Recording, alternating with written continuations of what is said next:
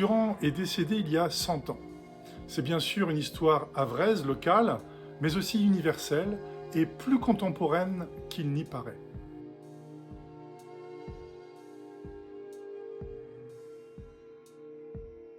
Le passé est maudit, le présent me dévore et l'avenir me tourmente. Avant d'être victime en 1910 d'une machination judiciaire, Jules Durand est un ouvrier du port, syndicaliste profondément humaniste. Et il faut souligner qu'au-delà de l'affaire judiciaire, Jules Durand nous laisse un héritage d'une grande actualité. En 2018, pour le centenaire de la réhabilitation de Jules Durand, j'ai eu l'honneur de réaliser un buste symbolique qui lui rend hommage. Mis en œuvre grâce à une souscription publique, puis offert à la ville du Havre, situé sur le quai Colbert du bassin Vauban, le quai historique des ouvriers charbonniers de l'époque. Un panneau pédagogique accompagne ma sculpture, résumant très bien son histoire. En ce mois de février, les travaux actuels du tramway font qu'il a été plus prudent de déplacer le monument au bout du quai Colbert. Il devrait dans moins de 20 mois retrouver son emplacement initial au centre du quai à côté de la passerelle du bassin. Je tenais à faire cette vidéo pour le centenaire de la disparition de Jules Durand et je rediffuse ici le discours que j'avais prononcé au Magic Mirror en 2018 intitulé « De Jules Durand aux algorithmes ». Je vous remercie également, vous tous, qui êtes ici aujourd'hui. Vous honorez la citation de circonstance de Shakespeare, la mémoire est la sentinelle de l'esprit. C'est un honneur pour moi d'avoir été invité il y a 5 ans par l'association des Amis de Jules Durand pour concevoir et réaliser cette sculpture mémoire pour ce héros havrais, presque entièrement oublié de ses habitants et aussi de l'histoire. Il était évident pour nous de s'épargner d'un buste académique sans profondeur face à la singularité de son parcours. C'est pourquoi le buste que j'ai réalisé pour le quai Colbert n'est pas la représentation de Jules Durand, mais une sculpture symbole qui témoigne de la brutalité de son histoire et rend hommage à son combat pour plus de justice sociale. Ce buste que les Amis de Jules Durand offrent aujourd'hui à l'espace public de la ville est tout en symbole.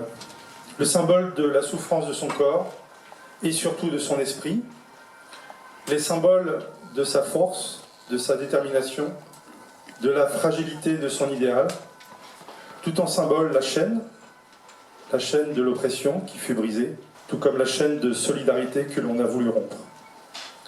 Tout en symbole l'hélice, actionnée grâce au charbon, l'hélice de la Compagnie Générale de la Transatlantique qui souhaitait détruire ce syndicaliste et humaniste si pertinent. Vous l'avez compris, ce buste est une sculpture pour marquer les esprits, pour lutter contre l'oubli, une sculpture qui participe à restaurer notre histoire locale, notre histoire universelle. Je souhaite qu'elle contribue modestement à nous maintenir en éveil, qu'elle encourage notre autodéfense intellectuelle. Malgré les forces du pouvoir et de l'argent qui s'y opposaient, Jules Durand, par les valeurs de progrès social qu'il défendait, demeure toujours une sentinelle pour nos esprits. S'il était parmi nous, sans doute aurait-il beaucoup à dire, à enseigner lors de réunions d'éducation populaire sur la disparition du travail toujours à l'œuvre. La révolution n'est plus seulement aujourd'hui mécanique, mais numérique, ce qui la rend presque invisible. Nous n'en percevons qu'une partie de l'ensemble et des conséquences. Aujourd'hui, l'automatisation se perfectionne jusque dans ses codes de programmation. Pour une même machine déjà en place, le programme peut être changé, amélioré plusieurs fois par an. Un travail d'une minute devient alors une opération de quelques secondes et plus tard de quelques millièmes de seconde. Cela ne concerne plus seulement les tâches répétitives, car l'intelligence artificielle est déjà active et en chemin. Certes, elle n'est pas encore consciente d'elle-même.